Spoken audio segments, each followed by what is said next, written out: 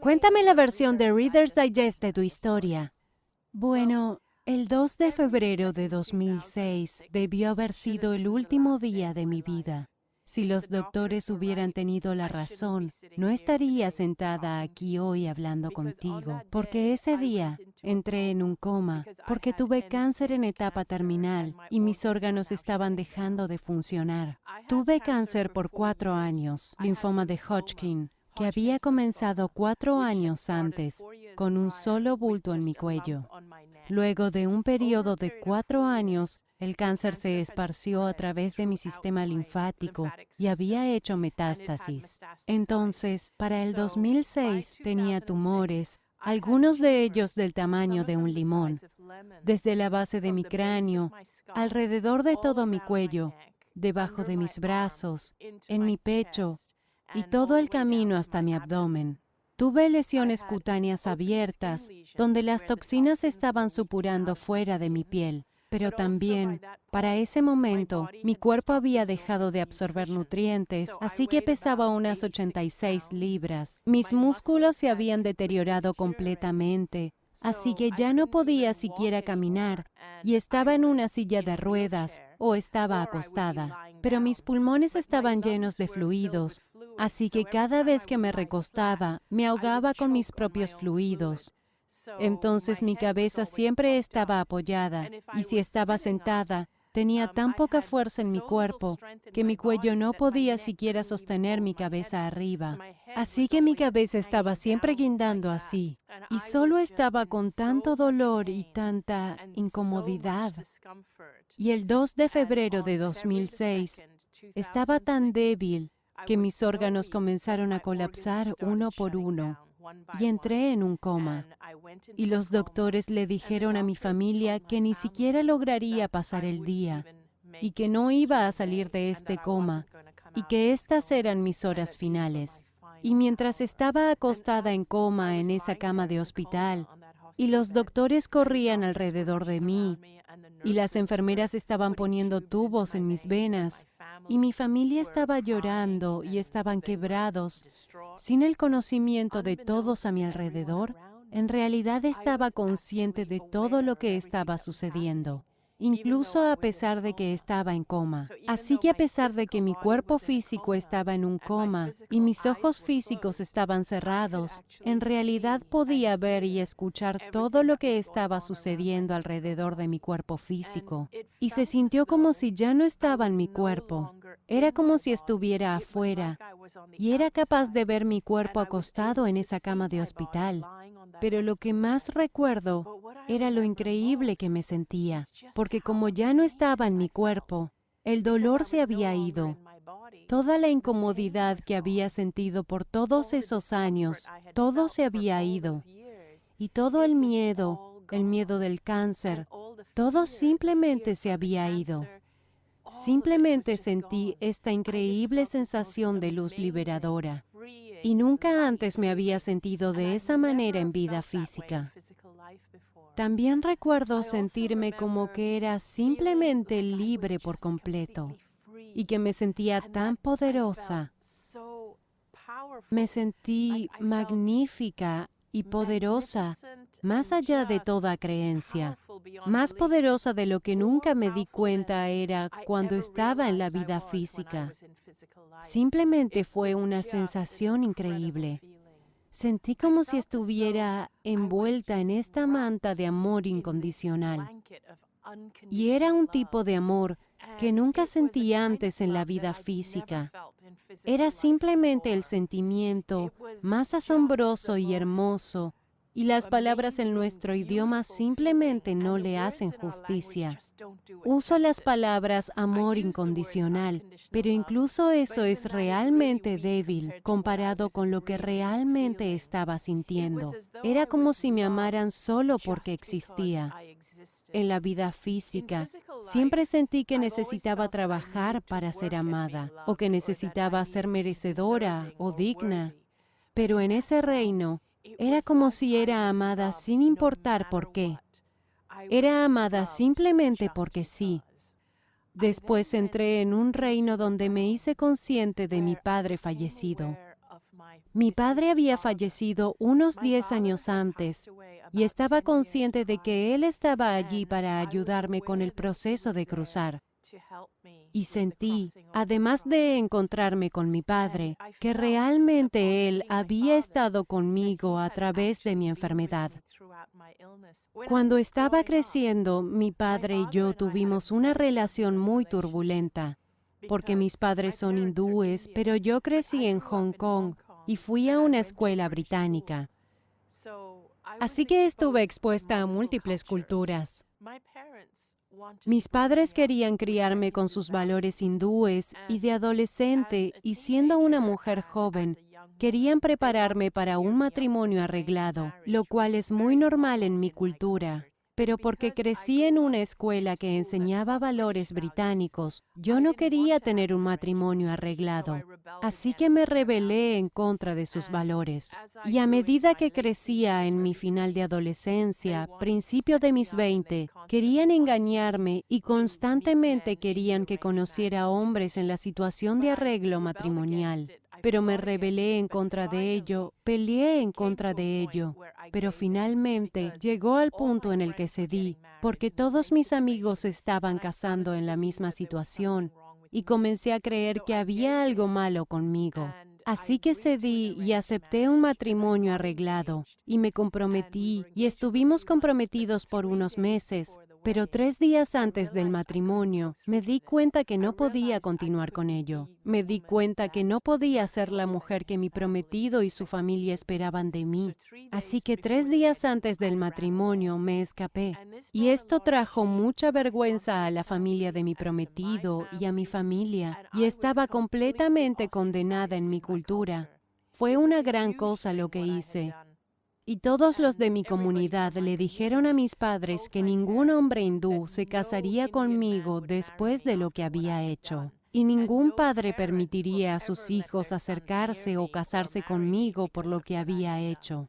Entonces, mis padres estaban, por supuesto, realmente avergonzados. Puse a mis padres en esta terrible situación. Así que cuando mi padre falleció, que fue realmente antes de casarme con mi esposo Danny, me quedé siempre con este sentimiento de que lo había decepcionado, que lo había defraudado, y que nunca había sido la hija que él quería que yo fuera. Y aquí estaba ahora, con él en el otro reino, su esencia y mi esencia, y todo lo que sentí de él y por él fue puro amor incondicional. No habían juicios de él en absoluto, por nada de lo que había hecho.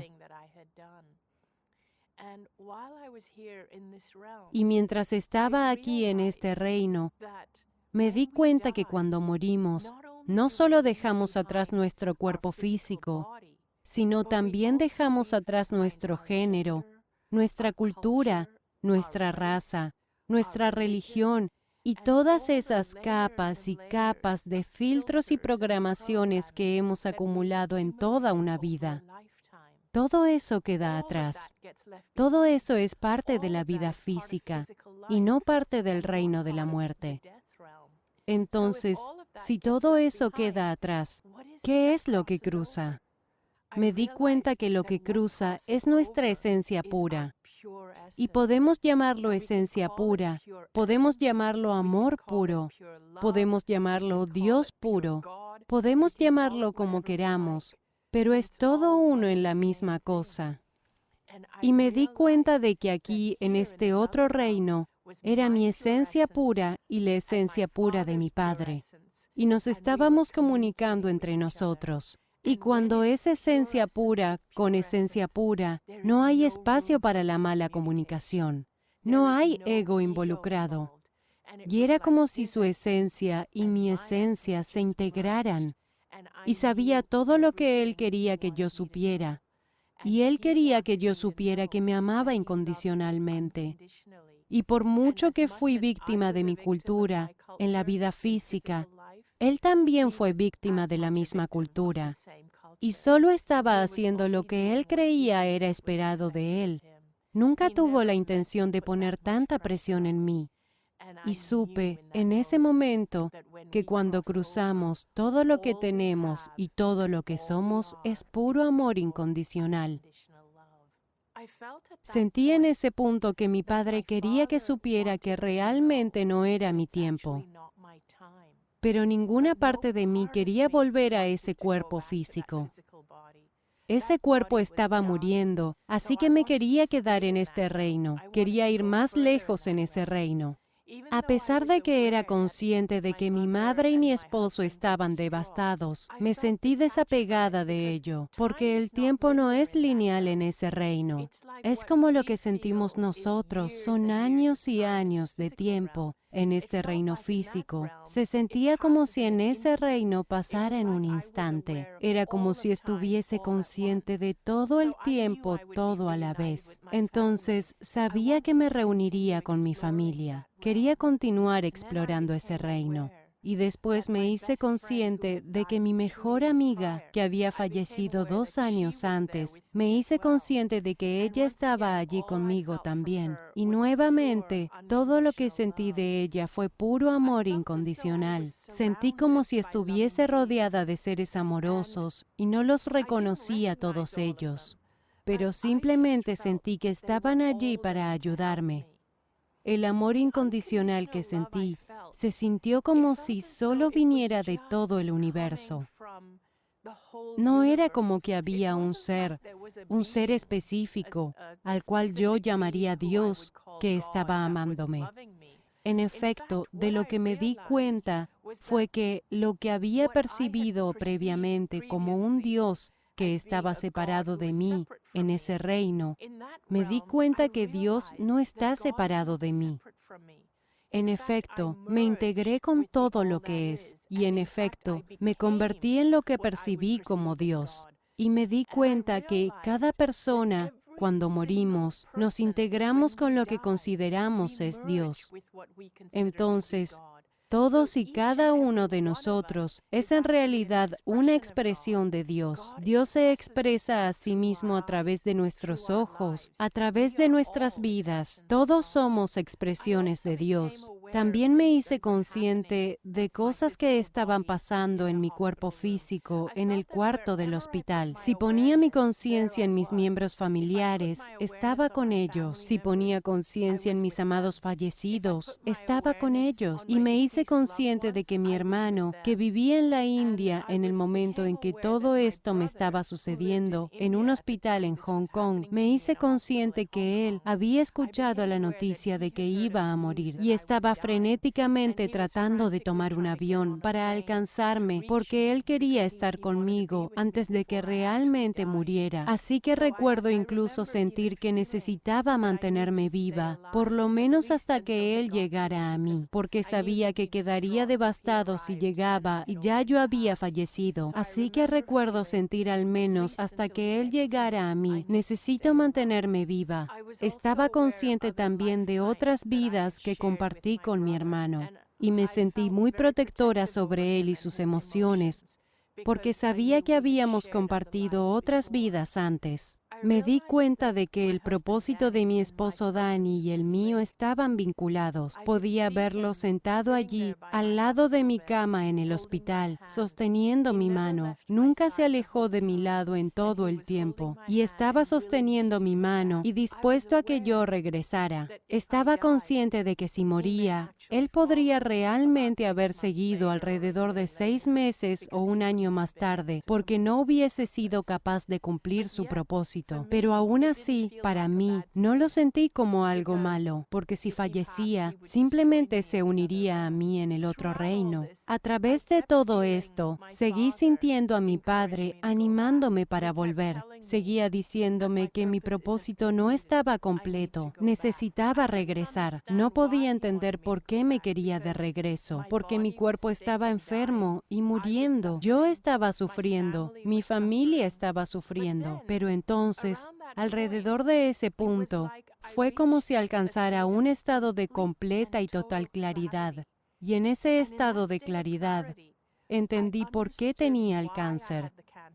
Entendí cómo fue que cada decisión y cada elección que había tomado en mi vida hasta ese punto Me guiaron a estar acostada en esa cama de hospital muriendo de cáncer.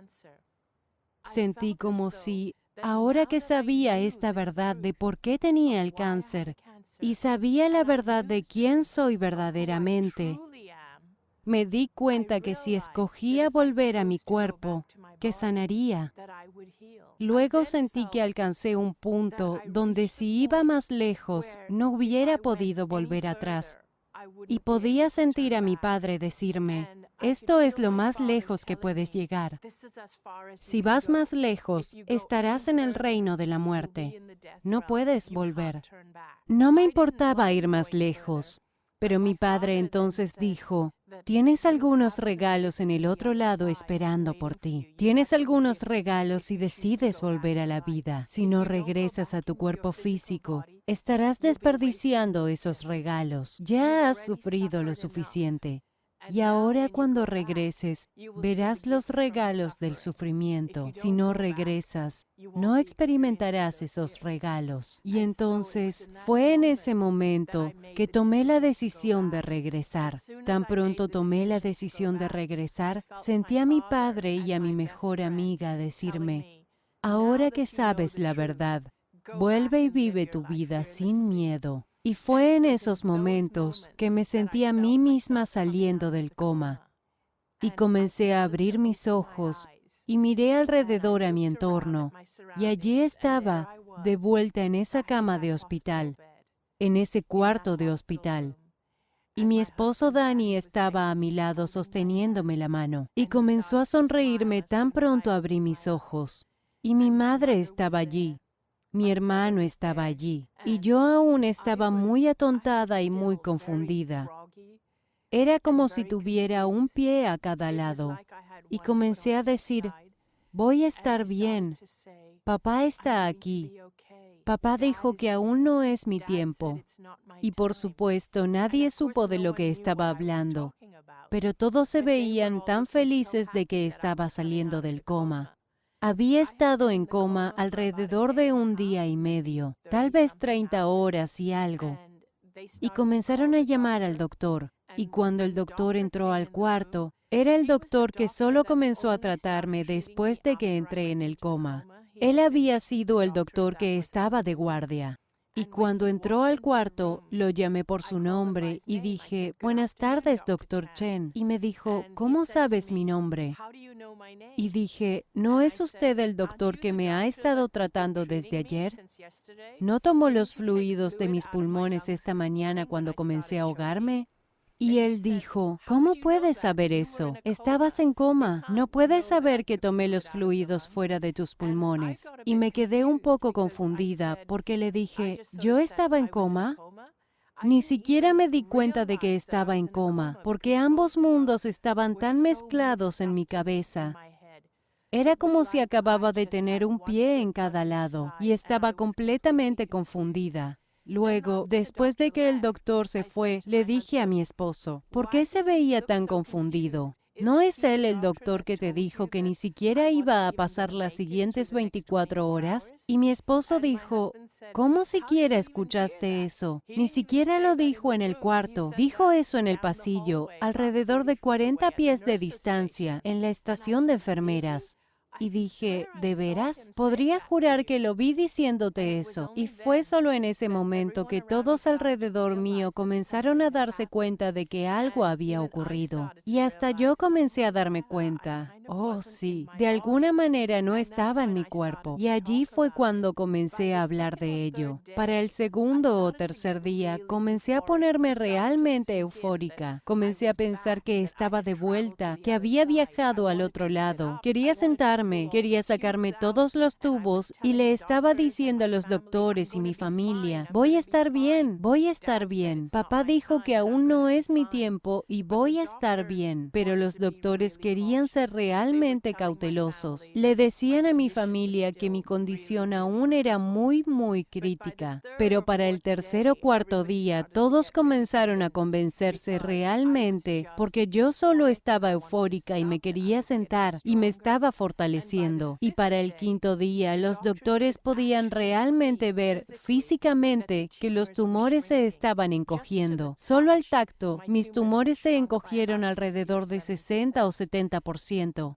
Alrededor de una semana tomaron pruebas, tomaron rayos X y escaneos y pudieron ver que los tumores se disolvían más rápido de lo que jamás habían visto disolverse tumores antes. En 3 semanas no podían encontrar ningún rastro de cáncer en mi cuerpo. Simplemente estaban esperando que me fortaleciera un poco más físicamente antes de que pudiera dejar el hospital. Así que estaba teniendo fisioterapia y cosas como esas. Pero los doctores no estaban convencidos de que el cáncer se había ido y solo se mantenían haciendo pruebas. Yo protestaba en contra de las pruebas porque eran realmente dolorosas. Hacían biopsias de ganglios linfáticos, biopsias de médula ósea, todo lo cual era realmente doloroso. Y en ese momento estaba realmente protestando en contra de ellos. Pero hoy me alegra que hayan hecho todas las pruebas posibles porque tengo los registros médicos para probar lo que me pasó. Al final de las 5 semanas, yo era físicamente más fuerte y realmente no pudieron encontrar rastro de cáncer en mi cuerpo. Así que me dejaron ir a casa y vivir mi vida libre de cáncer. Háblame de algunos de los miedos que entraban en ello. Sé que dijiste que temías no solo al cáncer, sino a los tratamientos porque viste a tu amiga. Así que háblame sobre algunos de los miedos que piensas, los pensamientos de miedo que te llevaron a donde estabas. Una de las cosas que creo firmemente causó mi cáncer fue el miedo. Había vivido una vida llena de miedo. De hecho, prácticamente toda mi vida siempre sentí que no encajaba y que tuve que trabajar para ser aceptada. Siempre temí que la gente no me quisiera. Siempre temí la desaprobación, no ser aceptada. Y siempre temí no ser lo suficientemente buena. Era una persona complaciente. Siempre me traté como un felpudo. Así que pasé toda una vida teniendo miedo. Luego, como adulta, vi a mi mejor amiga padecer de cáncer y morir de cáncer, y eso causó mucho miedo en mí. Comencé a temerle al cáncer y también temía al tratamiento del cáncer, porque ella tenía el mejor tratamiento que el dinero pudiera comprar, y aún así, ella continuó deteriorándose hasta morir, y la vi pasar por este proceso. Desarrollé un miedo tan grande al cáncer que investigué todo lo que podía para prevenir el cáncer. Cuanto más investigaba, más temerosa me volvía, porque comencé a aprender que los pesticidas en nuestra comida pueden causar cáncer, que el plomo y el fluoruro en el agua puede causar cáncer, y beber del plástico puede causar cáncer, y las microondas pueden causar cáncer. Y entonces todo me hizo cada vez más temerosa y cada cosa que estaba introduciendo en mi cuerpo. Entonces comencé a comer lo que llamamos muy saludable. Empecé a comer solo alimentos orgánicos. Empecé a comprar todo tipo de suplementos que eran creados para prevenir el cáncer. Todo lo que era un antioxidante, comencé a comprarlo todo e investigué todo. Y empecé a comer solo productos orgánicos de origen vegetal. Y todo lo que comí, sin embargo, lo comí por miedo al cáncer. No estaba comiendo estos alimentos porque quería vivir más tiempo o porque me apasionaba mi vida o porque me encantaban estos alimentos. No me gustó comerlos. Y lo principal que aprendí cuando morí, cuando estaba en ese reino, fue que cada decisión y cada elección que hice hasta ese momento en que estaba acostada en esa cama de hospital fue tomada del miedo y no del amor.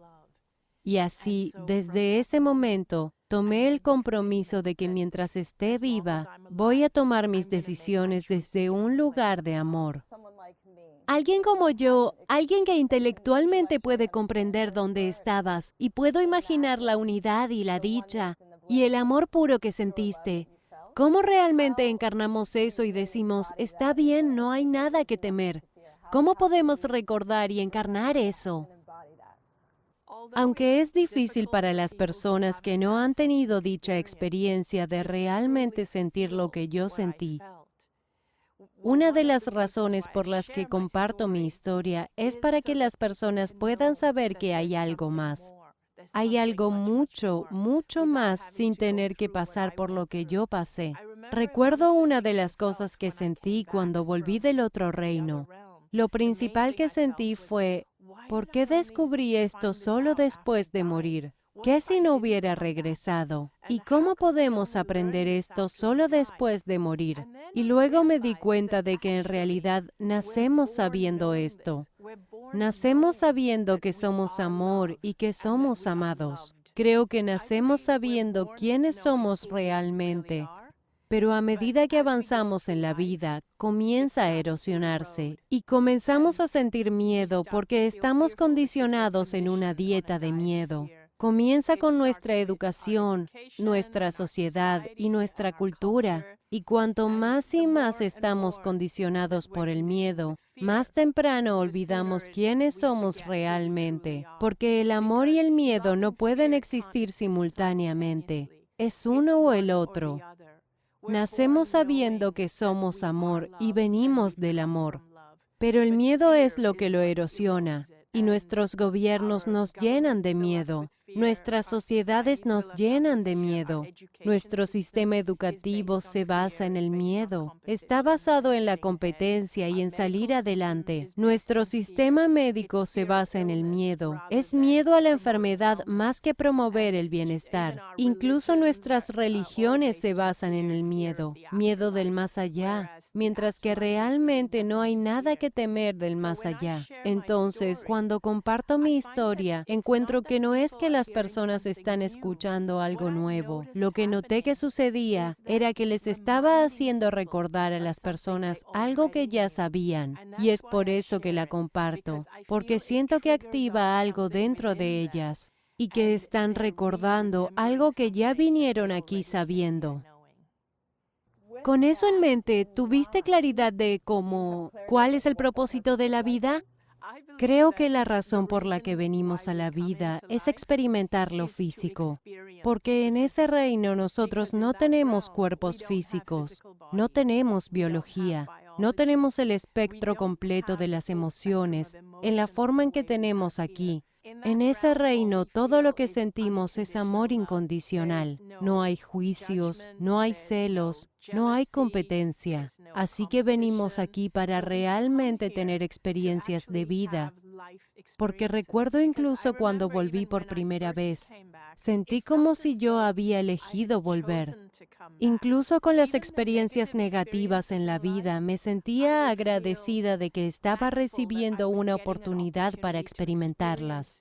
Todas nuestras experiencias son regalos, porque hemos escogido venir aquí y experimentarlas. Ahora miro hacia atrás y veo que incluso tener mi cáncer fue un regalo, porque me trajo a donde estoy hoy.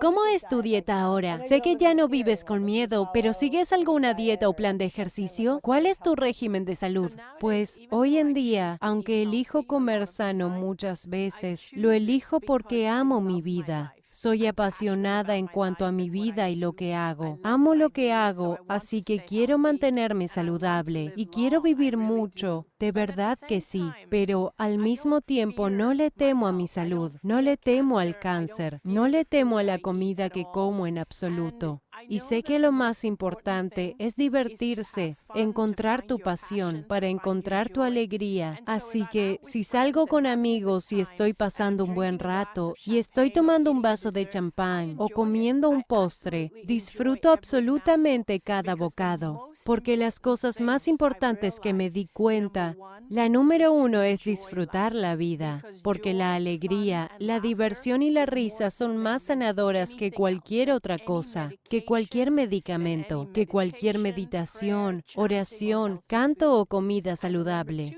Y la cosa número 2 que hago es que escucho a mi cuerpo. Así que mi cuerpo realmente me dirá lo que necesita, o si quiere hacer ejercicio o comer un cierto tipo de alimento. Y a veces, cuando estoy viajando mucho, no tengo mucho control y estoy en hoteles, pero cuando regreso a mi casa, mi cuerpo realmente me dirá específicamente que quiere hacer ejercicio o estirarse o hacer yoga. Y no sigo ningún régimen específico o cualquier cosa, pero para dar un ejemplo, hubo una vez, recuerdo cuando estaba sintiéndome muy cansada y no sintonicé con mi cuerpo. Fui a preguntarle a alguien que era naturópata y le dije, me siento muy cansada, ¿tienes algo que me puedas recomendar? Entonces el naturópata me puso en un programa de desintoxicación y el naturópata me dijo que era por todo el viaje que estaba haciendo y todos los alimentos que estaba comiendo, lo cual probablemente era cierto, pero no sintonicé con mi cuerpo y seguí el programa de desintoxicación del naturópata, donde tenía que comer alimentos únicamente de origen vegetal y habían muchos polvos empaquetados y cosas por el estilo.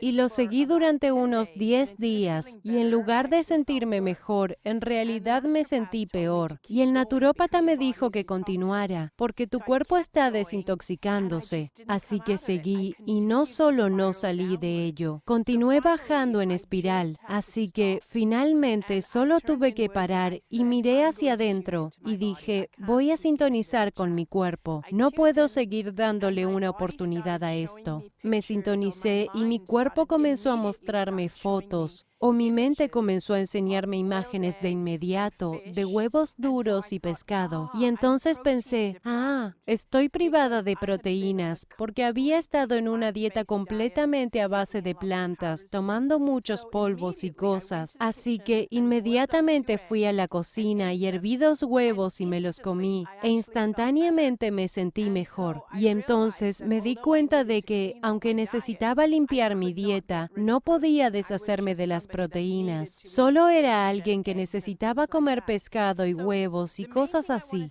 Entonces, lo principal que quiero decir es que una talla no sirve para todos. Tenemos una tendencia de que cuando algo se siente mal dentro de nosotros, es que salimos a investigar. Investigamos en Internet, preguntamos a personas que pensamos son profesionales, pero toda esa información que está llegando del exterior puede no ser adecuada para nosotros, puede que no esté diseñada para nosotros. Mientras más necesitemos mirar afuera para nuestra información, noté que nos podemos confundir más, porque mientras más investigas en Internet, más información encontrarás realmente que contradice lo que acabas de descubrir. Siempre encontrarás información contradictoria, así que siempre abogo por mirar hacia adentro.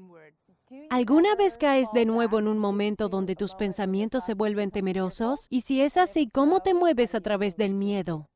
Hay momentos donde me atrapo a mí misma sintiendo miedo de nuevo. Por lo general, tiene que ver específicamente con el hecho de que me di cuenta que he estado más y más en el ojo público, y el miedo es el de decepcionar a las personas y disgustar a la gente. Y así, cuanto más entro en reconocimiento público, mientras más uno sigue apareciendo, es más como, oh Dios mío, ¿qué pasa si lo siguiente que hago o digo, o qué pasa si lo que estoy a punto de compartir decepciona a las personas o disgusta a las personas? Entonces, paso por esto y luego lo siguiente que me digo a mí misma es, pero ¿y cuál es mi mensaje? Mi mensaje es que seas tú mismo y que vivas tu vida sin miedo y que seas auténtico. Así que siempre siento que estoy en una posición donde tengo que elegir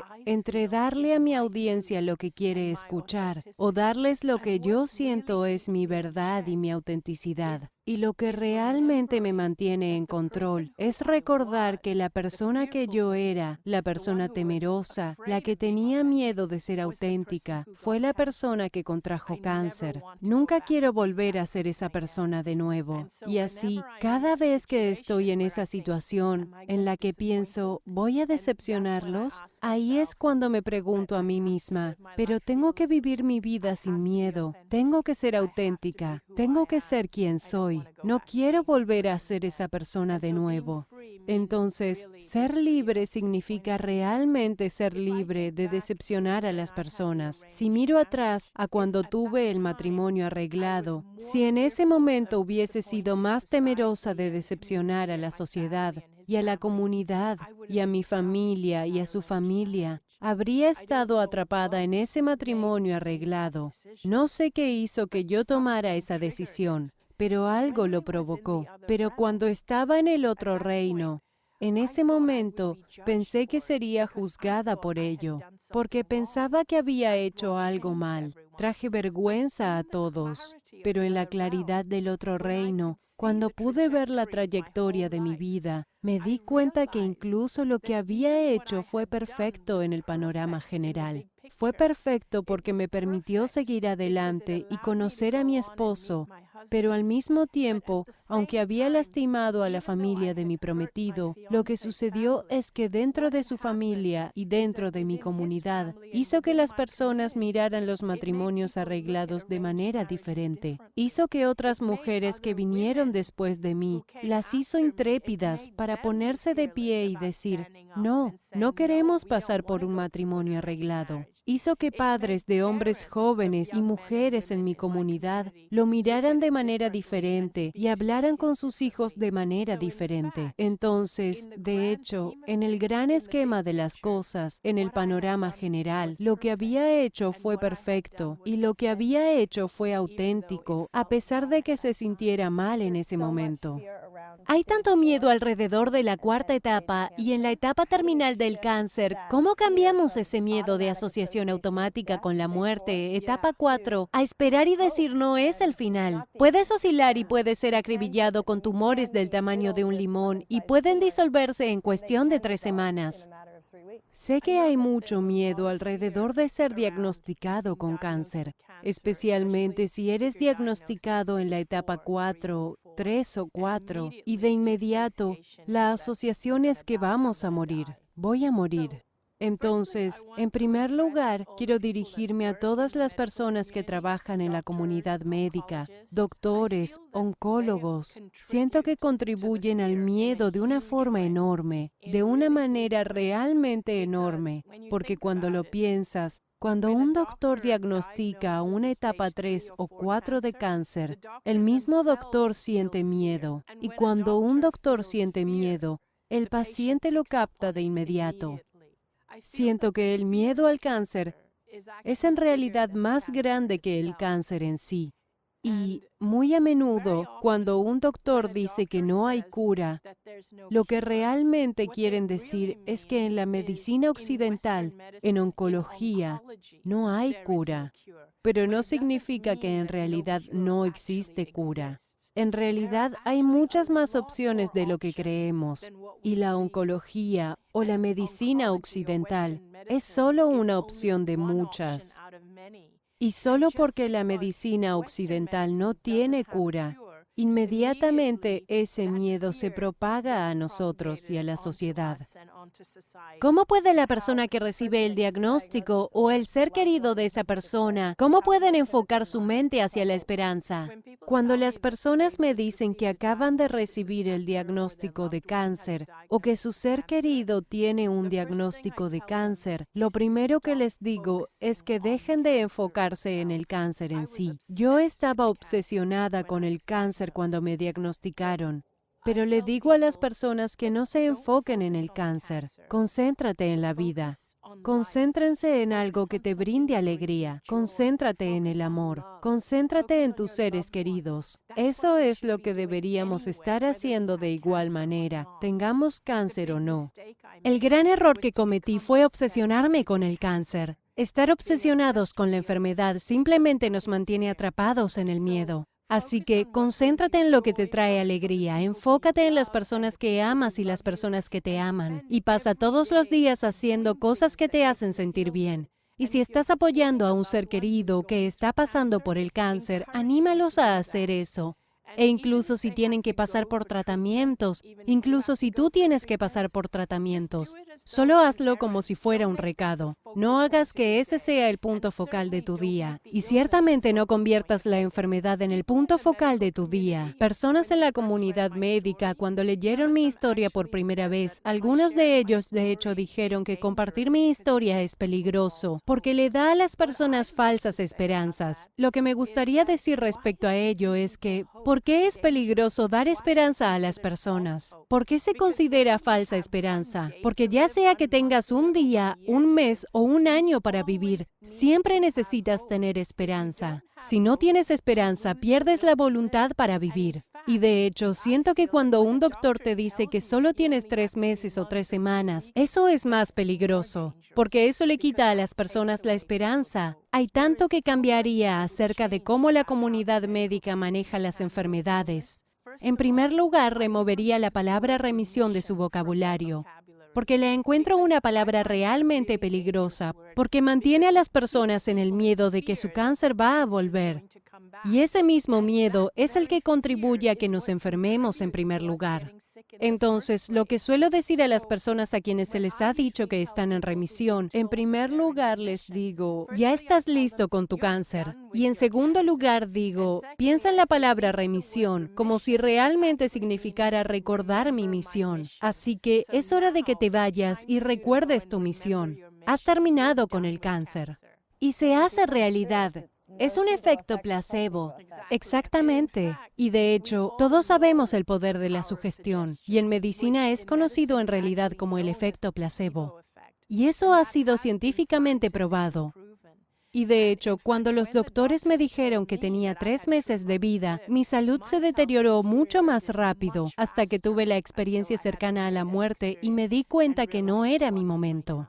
Me encanta el hecho de que tú ya sabes, como dijiste que la alegría y la risa son más importantes que el tratamiento real o la oración o lo que sea. De ahí es donde viene la esperanza. Eso es recordar tu misión. Pon tu atención en la vida. Me encanta eso. Sé que los doctores tienen buenas intenciones y la mayoría de ellos entran a la industria para ayudar a las personas, pero a veces es la industria que los condiciona.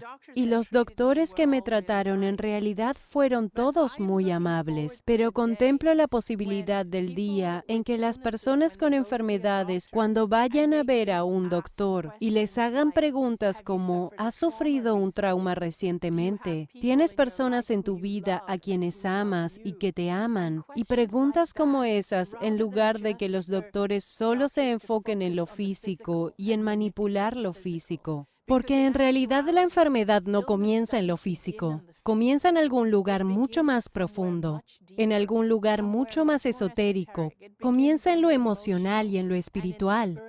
Y ni siquiera contemplamos eso, y todo lo que hacemos es observar lo físico y manipular lo físico, cuando en realidad lo físico es el último lugar donde se muestra.